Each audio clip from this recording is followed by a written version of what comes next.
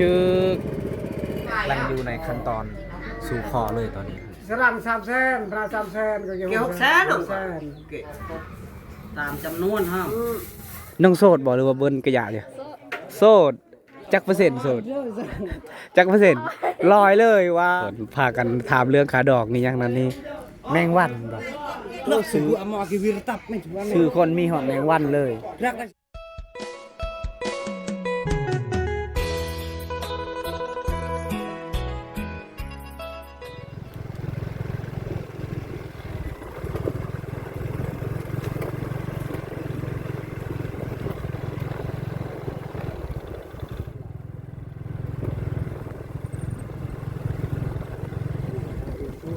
ก็อิชูอะครับตอน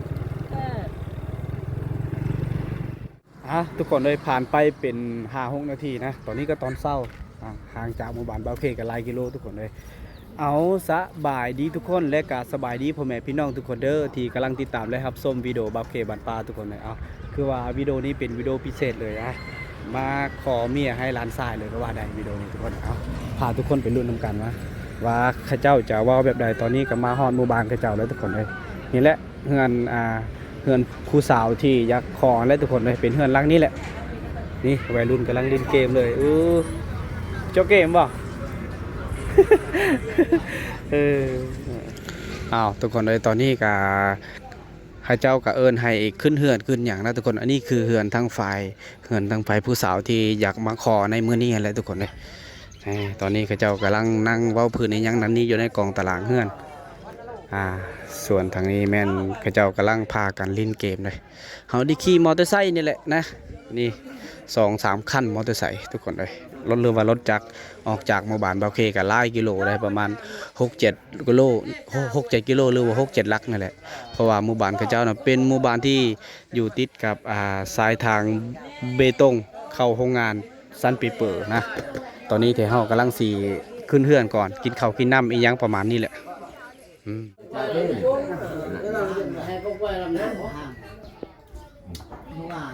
ลูกอาที่ข้างเลยพยานโชว์เรื่องนึงโชว์นี่เลยเชื่อนี่บนเจอเดินนี่ไม่มีจอบแล้วตาดึงเดินดูจอบจะกุ้นตั้งปลายนี่เลยอะไรเลยถ้ามันลงจะลงเลยจะลงแล้วลงจุดหน่อยครับเปลี่ยนแล้วไม่ลงด้วยตอนนี้ขึ้นหรอนี่โอเคนี่จะมาดูดิสมมติว่าเรียกที่ชาวบ้านสอนตะกอนตะกยาตอนนี้ยาวลูกพี่นั่นล่ะใส่ไกลเจ้าทางร้านไปแต่ก็เรียนทำไมนั่นเนี่ยเจอมาแล้วมาอะไรเดียวตอนนี้ก็เริ่มขั้นตอนการสู่ขอเลยเลย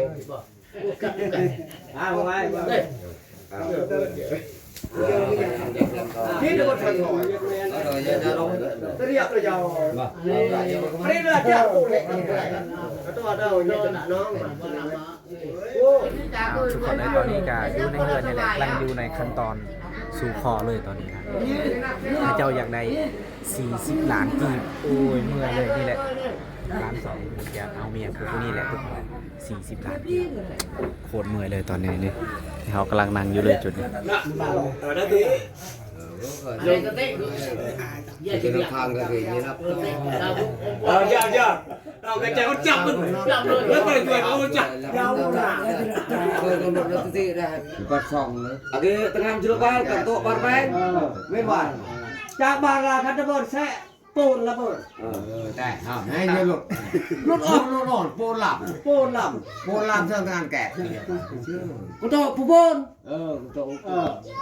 ที่ชอบกูโตเด็กลูกตะกี้ชอบอีกก็มีเอายาโยอิสานอ้าวลูกแซ่ชื่อลูกชีแซ่แม่ยังไม่ล้านมือชีสรัง300,000พระ300,000ก็ยังเกี่ยว600,000เก๋600,000 บ้านไหนเนื้ออะไรไปน้องก็เนี่ยใช่แล้ว800,000จะเปาะถ้านั่ง400,000 1,400,000โลกี่ บ้านแท้ เอาเดี๋ยวกูจะเรื่องกี่ต่อเลยอ้าวมึงเอาใช่เนาะกูเชื่อ อ้าวทุกคนเลยผ่านไปเป็น5-6 นาทีตอนนี้บาเพ่ก็ได้ลงจากเฮือนบอนที่เขาเจ้าสู่ขอนะตอนนี้ก็การสู่ขอก็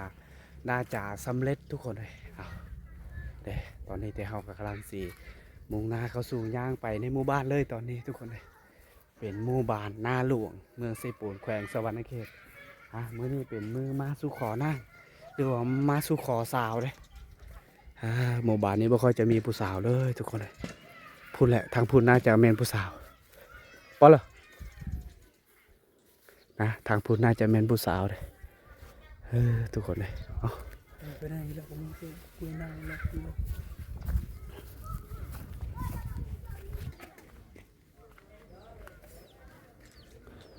กินเหล้าซึมๆเนี่ยนะ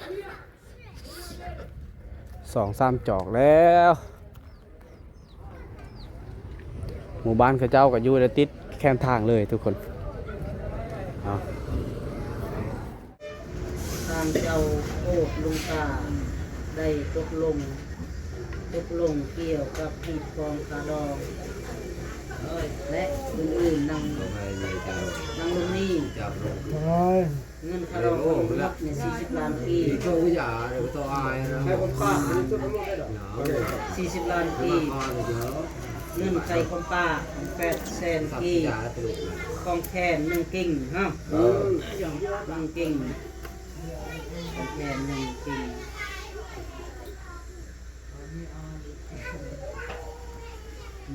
ขึ้นพร้อมแต่งขึ้นพร้อมแต่งจำนวนเงิน5 ล้านกีบเงินห้างยังข้าง5 ล้านกีบจำนวน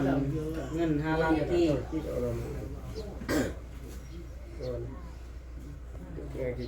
ว่าบอกตามจำนวนฮะตามจำนวนลูกไผ่บ่ให้เมื่อบอกนั่นในวันนั้น บ่ให้เมื่อนำเลยเนาะเครื่องที่ระบุไว้ให้จ่ายเฮ็ดใจตามที่นึกว่า จะ จะ กับ ตาม ควายกินเลยบ่ได้ส่งคืนเด้ ในวันนั้นเครื่องวัดต้องเลย รถบันทึกอันเบิร์นเดี๋ยวนี้เปี้ย เจ้า เจ้า ทำมาไหนสอง เป๊ะ ทำให้เบี้ยใช่ ใช่ไหมจะไม่ปฏิเสธเขาไปใหญ่ลาตัวใน เอาทุกคนได้ผ่านไปเป็น1 ชั่วโมงตอนนี้การสู้ข้อก็ถือว่าถือกันโอเคตกลงกันนะทั้ง2 กรรม 2 ฝ่ายก็ตกลงเห็นดีกันทุกคนเลยนะก็ถือว่ารวบๆคาดองกับ40 ล้านกีบแต่ว่าทุกคนน่าจะยังบ่ฮู้ว่าผู้ใดเป็นเจ้าสาวผู้ใดเป็นเจ้าบ่าวทุกคนเลยเดี๋ยวบอกเก้การทีไปพาให้ทุกคนได้เบิ่งนะตอนนี้เขาเจ้าก็พากันกินข้าวกินหยังอยู่เทิงเฮือนส่วนบอกเก้ก็กินข้าวแล้วอยู่เทิงเฮือนทุกคนเลย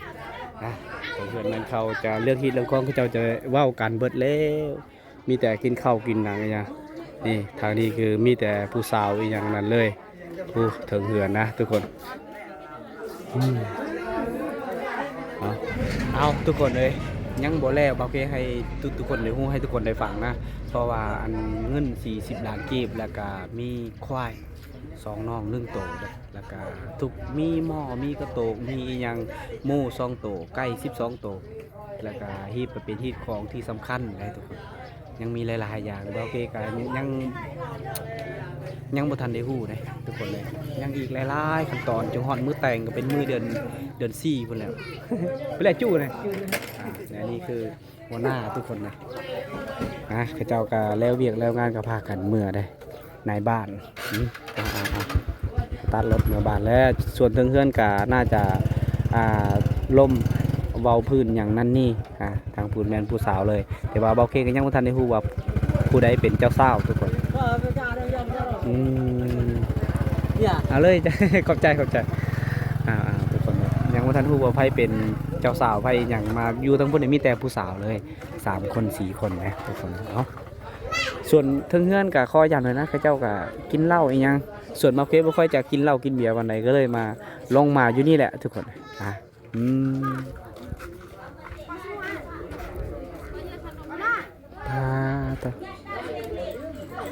ผู้สาวเลย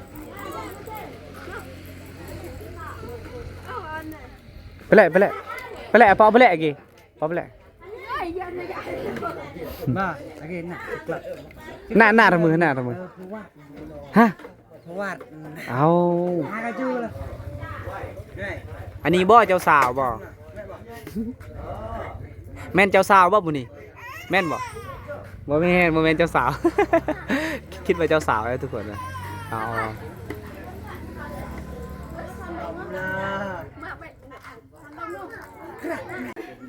ตะมือแม่นเด้อตะมือว่าก าเซ่นะ ทุกคนเลยถามซื้อผู้สาวก็บ่บอกเลยข้าก็เห็นครั้งแรกผู้สาวงามได้ทุกคนเลยอืมเด้อตะมือแม่นเด้อตาก็ยีเหรอ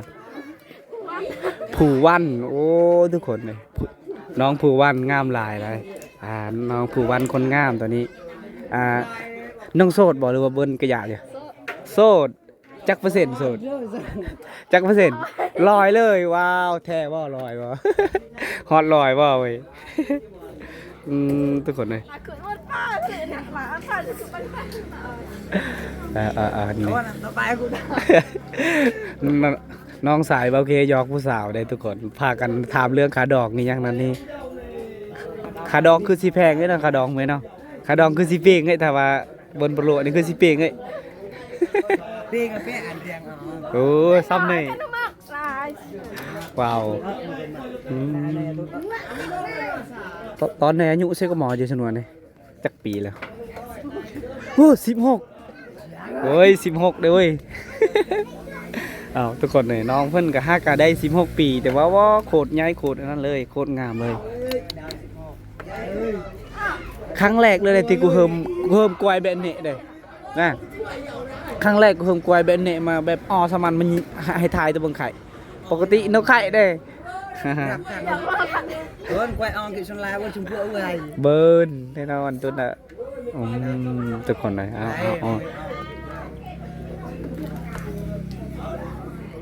ถามแน่เจาะเฟซได้ป่ะเจาะเฟซได้ เยอะไป เจาะโอ้เจาะติ๊กต็อกตัวมันติ๊กต็อกแล้วเจาะ ตัวจริงแม่กับแม่เมื่อกี้ ตัวจริงให้งามกว่าในรูปได้ตัวจริงเลยทุกคนเลยครั้งแรกที่ได้เห็นผู้สาวงามได้ทุกคนเลยนี่แหละเป็นน้องสาวอยู่ในหมู่บ้านเป็นงามที่สุดเลยครั้งแรกเลยที่เบาเคได้เห็นทุกคนเลยแต่ว่าเบาเคบ่เชื่อนะว่าน้องเพิ่นยังโสดโอ้ยบ่เชื่อเลย 100% เลยบ่เชื่อเลยว่ายังโสด16 ปีน้องผู้วันน้องเพิ่นว่ายังโสดได้ทุกคนเลยแม่นเปื้อยเด้อจิบ่เปื้อยเด้อตัวจิบ่อาบน้ำเลยบ่ยังโอ้เฮ้ยโมงแต่แซงเปื้อยเด้อประมาณจักโมง6 โมงโอ้ค่ำได้วันนี้กลางคืนเลย6 โมง6 โมง 7 โมงนั่นแหละ ไม่แต่วิ่งจะกี่ไอ้มันแท็กลงไก่มันก็กูเจ็บบังตัวบนกลางมัน ปอโตมือโคตรขาวเลยมือผู้สาวทุกคนกลึงกุโมรวิญญาณนี่กลึงบ่จำเป็นกลึงทางอาชินังเมย์นะอาชินังอันเบอร์กระยานั่งเนาไอ้กระยาอันนั่งเนาไอ้กระยาอัน อย่าอ่านเกวิลเอ้ยให้น่ะ ฮะเดาวินเดา วิลเอ้ยล่ะคือเอ้ยเมย์แกเอ็มไอ้แม่พี่ไอ้ปอปอยืน วิวยืงบ่ ไม่เยอะมันจะ โอ้ยืงพ่อแห้งทีเราต้องยืงทีเที่ยว100 ล้านไปเยอะที่ครับ ปอโตขาดอง100 ล้านกีบโททุกคนเลยโคตรแพงเลยขาดองผู้สาวลาวขาดองผู้สาวลาว100 ล้านกีบเลยนี่โต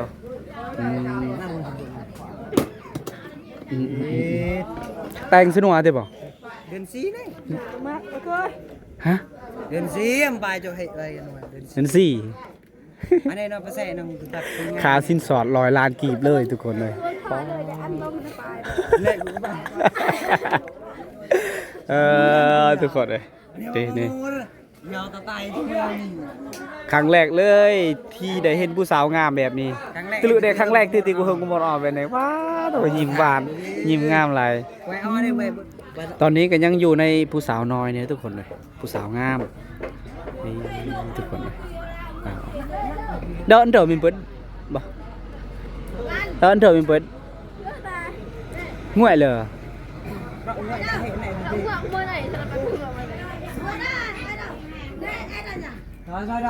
ô có mò độc không bò ba thôi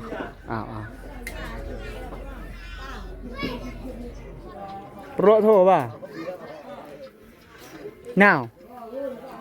ผู้บ่าวโทรมาหาอีกแล้วอยู่บ่ม่วนแล้วบัดนี้ทุกคนเลยผู้สาวงามๆฮะแม่นบ่คนหางานหรือว่าผู้สาวหาเมียผู้บ่าวหาเมียว่าสั่นเอาอันนี้เป็นน้องสายเบาเก้เลยอันนี้เป็นน้องไผ่เบาเก้เลยยอกเว้ยน้องเพิ่นบางทีก็อาจจะมีผู้บ่าวแล้วบ่จักเปล่าโตเดินไปเดินโตมันไปเดินเถอะเราเสร็จอมอการฮะบอลไหนเดินไหนโอ้ทุกคนเลยน้องเพิ่นจะอาบน้ำอยู่นี่ปกติหมู่บ้านเขาเจ้าก็ห่างจากน้ำเซ่ก็หลายกิโลเลยเพิ่นก็ต้องอาศัยน้ำมันนี่แหละน้ำเจาะน้ำบาดอกบาดาลนี่แหละนะต้องได้ใส่น้ำเจาะอีกอย่างต่างๆทุกคนเลย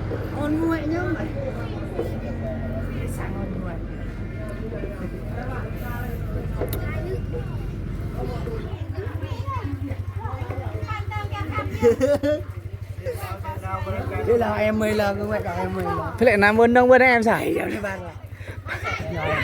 Thế lại bỏ mỏm nông bên em sao? Ui nàyสุภาพem tôiเป็นสุภาพนั่นแหละเอาทุกคนเลยน้องเพิ่นก็ยังมีน้องสาวโอ้ยอยากเห็นน้องสาวน้องเพิ่นให้งามกว่านี้บ่น้องสาวบ่จักเดือนออยบ่โต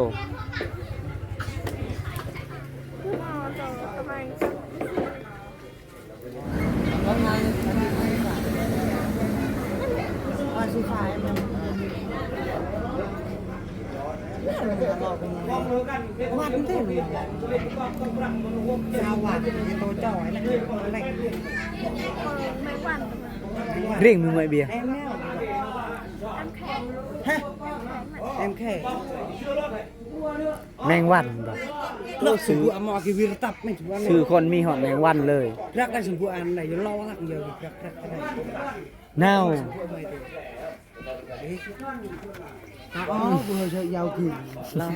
ช่วยตะลุกทุกคนเลยตอนนี้ที่เขากำลังที่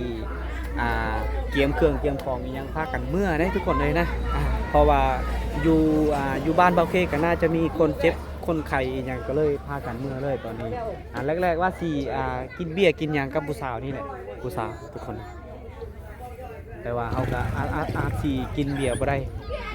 อย่าอดในว่าเบิ้ลเฮจูย่วงทีอดอย่าอดตะมัดลำเลียงงวยเลยนู่นนี่ก็มองว่า6 โมงเลยแซงไปเด้อว่ะเหลือไป6 โมงตอนนี้กำลังออกอาจารย์ด้วยดูสาวทุกคนเลยนู่นอยู่เย่บดเชือนเลย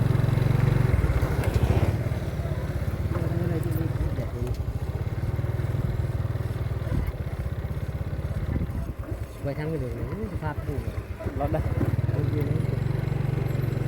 ตอนนี้ที่เขากำลังออกจากหมู่บ้านเจ้าเลยนะกำลัง4 มุ่งหน้าเข้าสู่หมู่บ้านเบาเคทุกคนเลยเอา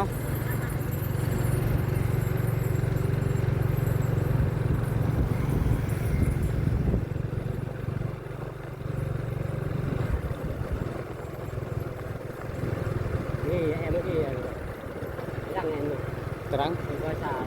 tidak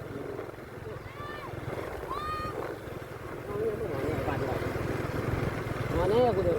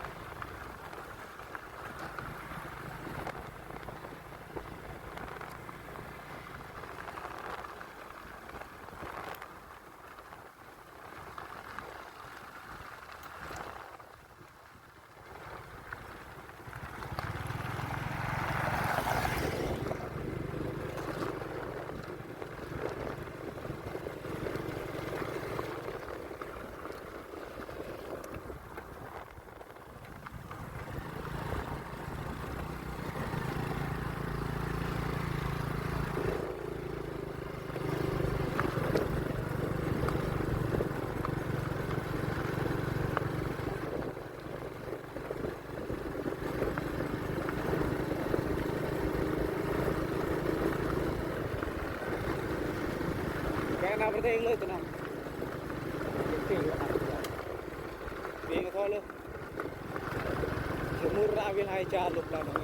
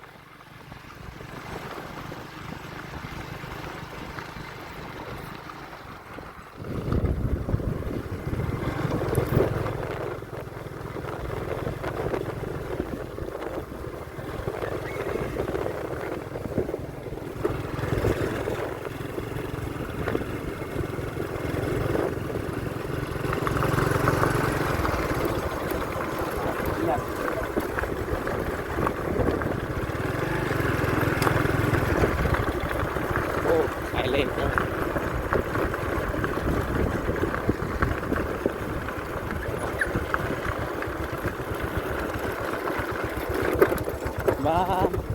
โอ้นี่คือเจ้าแก่มันต้นเลยหอดทานำเด้อทุกคนมาอันหาไปเด้อไปลงมาช่วยต่อตัวมันต้น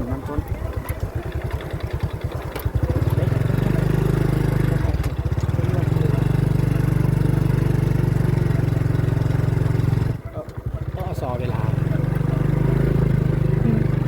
แต่ครับนี่เรื่อง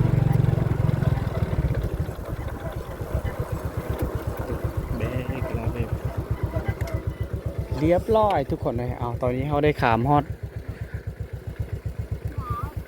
เอาแต่เลือกขับรถเลย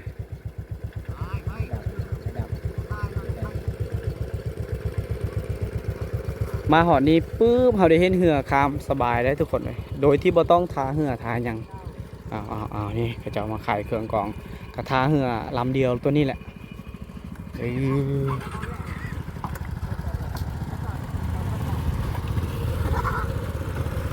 โอ้นี่มาขายยังมีเห็ดมีอีกยังไงหลายๆอย่าง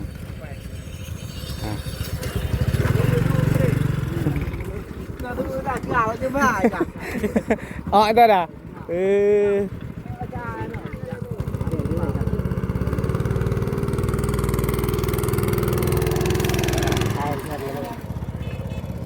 โอ้เอาตอนนี้เขาได้ขี่เหือขี่อย่างแล้วนะทุกคนได้ขี่เหือเลยทุกคนแล้วก็สีข้ามไปฟูดเลยสิขี่มอเตอร์ไซค์หรือขี่รถจักรลงไปฟูดก็4 กิโลเมตรนี่เลยถ้าว่าข้ามภาคทางหมู่บ้านข้าเจ้านี่ก็ข้ามง่ายอยู่นะทุกคนเลยนะแต่ว่าข้ามไปทางหมู่บ้านบาวเคก็อาจจะยากๆเนี่ยคนข้ามเนี่ยก็เลยไปเขาเดินเลยแวะได้ข้ามทางนี้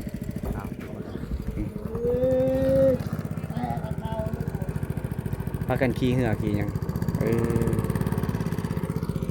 ตอนนี้เห็นรถตอนนี้แวะไปจอดรถคันนี้ก่อนนะเหือคนทรงของเขาเจ้า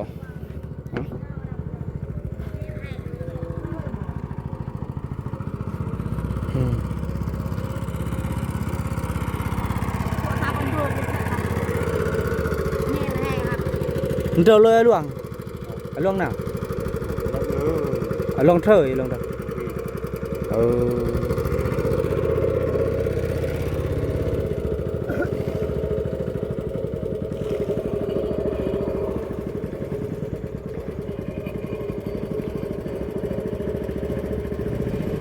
chứไป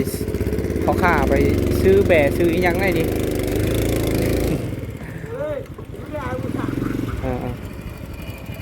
หากระจูวะเนี่ย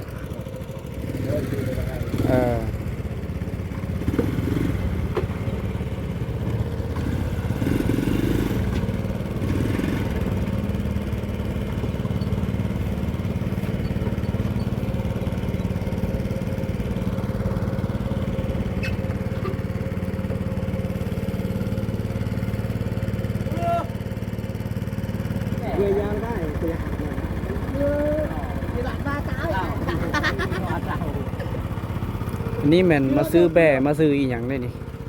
กระจอดเล็กคักแน่เลยพ่อค้าโอ้ผู้สาวฮอตพักยามตอนแรงเลยถูกทางผม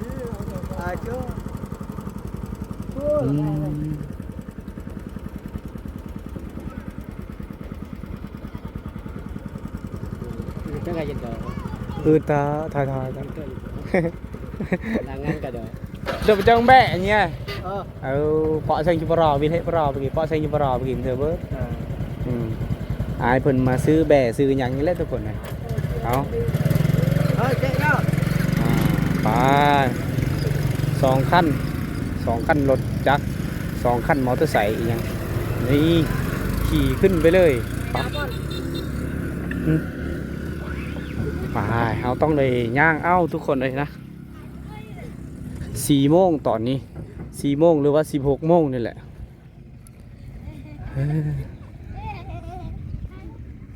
ทางกับเจ้าเอารถฟอร์ดรถแท็กเตอร์อีกยังมาดุดแถวนี้นะมันจึงงามแบบนี้ถ้าว่าคุดเอามันบ่ได้ทุกคนเลยคุดเอามันมางามโว้กันเท่าเลยโว้ปลาตัวนี้เขาเจ้าลินโป๊กโมรไอ้ผู้สาวได้ทางนั้นเดี๋ยวจะตานเดี๋ยวกี่ปลาตัวฮะเขาเจ้าฮดพักฮดอย่างไรอันนี้เป็นรถพวกอันเก็บกู้ระเบิดเลยฮาโลทัดเขาจะเอาไปพากันลงทางนี้เลยนะ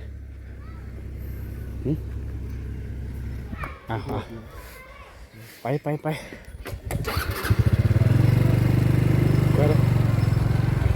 ตอนนี้กำลังขี่มอเตอร์ไซค์มุ่งหน้าเข้าสู่หมู่บ้านบาเคเลยอันนี้เป็นหมู่บ้านที่บาเคเคยมาตลอดเลยหมู่บ้านเขาจะแต่ว่าตอนนี้ก็บ่ได้เที่ยวส้มอยู่ในหมู่บ้านยังมีเบียบอยู่เพื่อน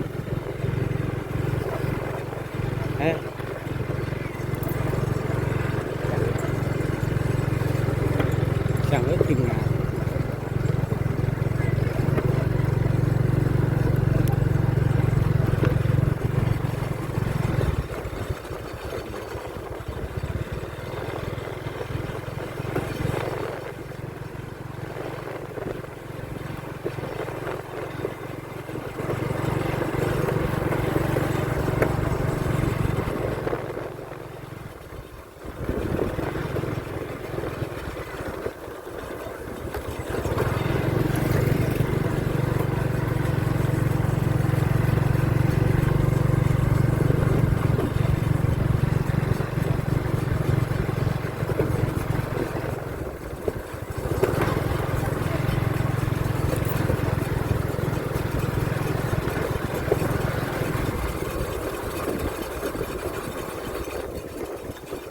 beda apa? Oh, bor. Buat hengling.